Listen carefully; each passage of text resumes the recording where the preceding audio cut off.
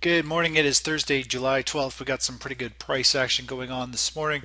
Overall, it's not good on the market for investments, but we are seeing things continue to move in our favor to the downside as the US dollar is starting to break out to the upside on a major weekly pattern that could last for a month or so and send equities and commodities sharply lower. Now, looking at the US dollar index, it's a 4-hour chart going back a couple months. You can see we've been flirting with this previous high here. We had a nice run up, little bull flag consolidation, starting to break up this morning, breaking this previous high.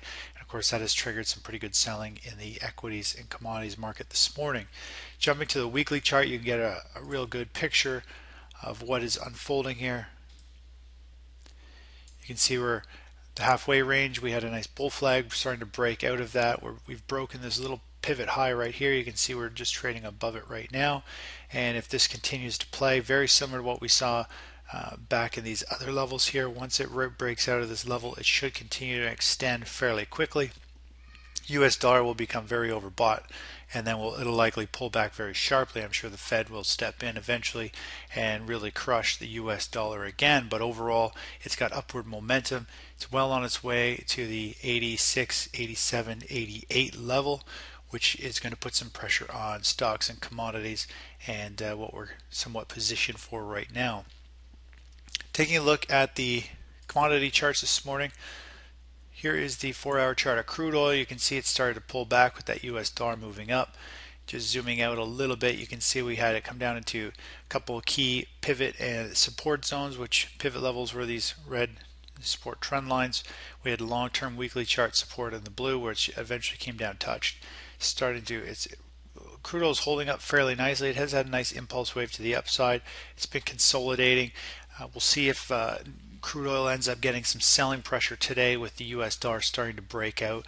And once the regular trading hours open up, that's when we're going to see real volume start to fly for stocks and commodities. And that's when we can see the real supply and demand, if there's a lot of sellers out there and if everything gets crushed today, or if some of these commodities actually hold up. So crude oil is starting to look like it's trying to hold up, but overall, the grand scheme of things, we're going to have to see what happens during regular trading hours. Now, we do have some news coming out this morning. We've got the import index. We've got new initial jobless claims, continuing jobless claims at 8:30. So we are going to see some pretty good, probably price action and possibly even a sharp sell-off or sharp rebound depending on those numbers. Everything seems to hinge on those numbers, and that is going to directly affect the US dollar and stocks and commodities in the next about an hour. Looking at natural gas, continues to had a nice little pop there. Let me just pull up proper trading hours here. Had a nice pop there yesterday, more or less starting to pull back a little bit. It's got a nice controlled consolidation at this key resistance level. You can see this blue line, which is resistance, going back some time here if it'll pull it back. Unfortunately, my chart doesn't want to pull it up. I got it set to, let me just change one quick setting here. Here we go. You can see we've got this key resistance level. It's kind of this bottom inverse head and shoulders pattern, and we've come up, we're consolidating through this level, which is what I want to see. I think we might see more of a consolidation, a little bit more. I'd like to really see this 270, 260-ish level come into play, and that would be a nice bullish pattern. Believe it or not, we see prices kind of bleed off and then break this previous pivot low and squeeze lower, and then from there it should put in a nice pivot and possibly move sharply higher, which will be looking to possibly get involved.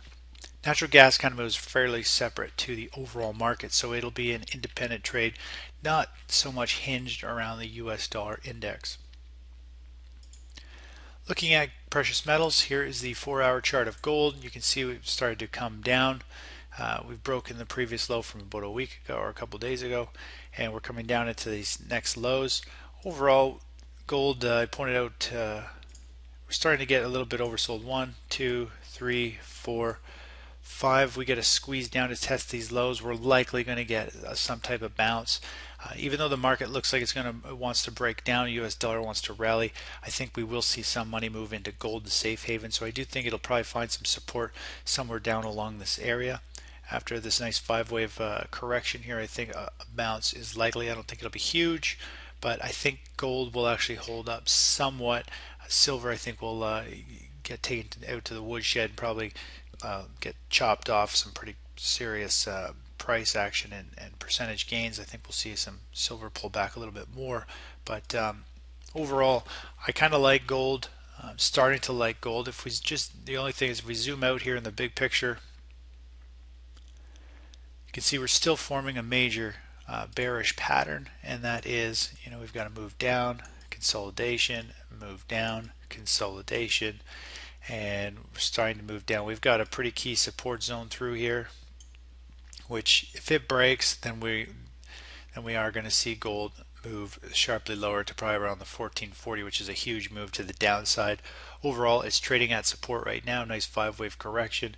It needs to find stability here in the next day or two. If it clearly breaks down and starts to pick up speed, then we're going to see it down in the 1400s this time next week likely. Looking at gold miners, 4-hour chart of gold miners, you can see they've been bleeding off pretty good. Coming back down, we'll probably see a double bottom here.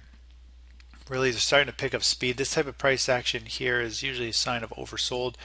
We've seen it a couple times here. You get this kind of move down, a little bit of a bounce consolidation. It rolls over and goes and then bleeds off, shakes everybody out before you get a nice kind of short covering rally, and just more or less value buyers step in and pick it up, and it jumps in price. So what we're getting now, we got the initial move. Tried to have a little bit of strength, a little bit of a pause, and then it's started to bleed off again. Of course, it has run these stops, and we're coming down into this level here, which if we could break this pivot low, it will run some stops, meaning that if we can pierce this level, there's going to be a lot of people who have stops set underneath this pivot low. Under each pivot low, you'll usually have stops, and when they get triggered, you'll see a wave of selling.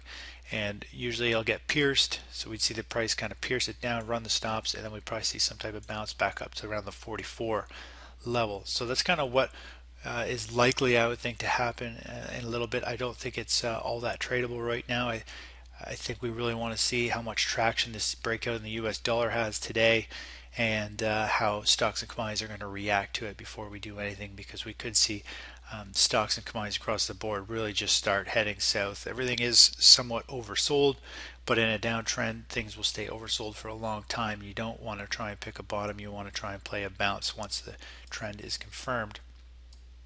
Looking at silver, you can see it's had a nice five-wave correction working its way down to these lows. I still think it's oversold and down at a support level, but just looking at the grand scheme of things, the trend is clearly down. You got to move down, pause, move down, pause, move down. We had a little bit of a bounce here, and it's got a nice controlled pullback coming into support, but overall the US dollar starting to break out. We got to see if it's going to break this level and head sharply lower. Looking at bonds continue to hold up and move higher. Again, we've got this tight channel that it's been trading in, and it's been working up to this next level, which is the previous high. It's about halfway there. It's got a little bit ways more to go, and then from there, if bonds get up to the top of this range, we might actually see a bottom in the equities market and see a fairly sharp bounce in stocks and commodities, which is what all the charts are starting to point to. But we may have lower prices yet to come for another day or two before we see that oversold bounce in the market. Looking at the SP 500, here's the SP 500 daily chart. You can see where we're trading. We're trading down at a support zone. We were yesterday. This is actually the SPY. If I pull up the futures chart, which I will do that right now, you can see where we're trading this morning. Here is our support trend line connecting. I always make sure I connect at least two candles. 1, 2. I don't just go off spike lows. I like to go off at least two candles touching to draw trend lines. You can see this yesterday we closed right at it. We pierced below it but closed above it and right at the key moving averages. And this morning we're seeing the futures trade down and are trading sharply lower below that. There's been a little bit of a bounce in the last little bit. It was trading down at 13.22. overall you can just see if it picks up speed, what we're probably going to see is some type of move down, and we'll just see like a couple day pause, and then we could really break down and head to these double bottoms, very similar to what you see over here. You end up getting more or less a consolidation. We come down to support, which is somewhat where we are now, and then you start to get a break of it. It tries to consolidate, and it just kind of holds up and pauses, and then suddenly it all just breaks loose, and you see the trend reversal to the downside. And that's kind of where we're standing right now. Is the next few days we might just try to hold up at this support zone and underneath this resistance trend line now that we're under it, and then eventually give way and head sharply lower, keeping the market very oversold for another week or so. Looking at the SP 500 intraday futures, this is going back about 10 trading days, and you can just see the price action. We ended up shorting up here, and we've had some nice move to the downside, consolidation, move to the downside, consolidation. Today we are moving back to the downside. If you just look at this price action, I would say we're starting to get oversold, and if we just zoom back, you get a nice big picture of how the waves in the market usually play out. Just the length and the pullback of these moves are somewhat consistent, and this type of price action, how we're just kind of rolling over and kind of bleeding down here, that is a sign that we're usually getting to a bottom, very similar to what you see over here, and very similar to what you see here. You just see it kind of prices roll over and then bleed lower, and then eventually have a sharp reversal. Looking at this price action, we do have a lot of times in a pullback you'll see a three-wave correction, 1, 2, 3. That's the main wave count that I look for. But in this type of play, it is somewhat controlled, and we've got a 1, 2, 3, 4, 5, fifth wave we're starting into today. I'd really like to see it pick up speed and actually sell off very sharply here. Hopefully not break this low, but actually just come down close to that level, and we'll actually be possibly looking to flip our position and get ready for another bounce that could actually go higher, or at least have a bounce that comes, believe it or not, all the way back up to about 1350, which is about a 2.5–3% move back to the upside. And from there we'd be looking to possibly short for the big move down below this key support trend line. Anyways, that's it for this morning, and I'll talk to you a little bit. Bye-bye.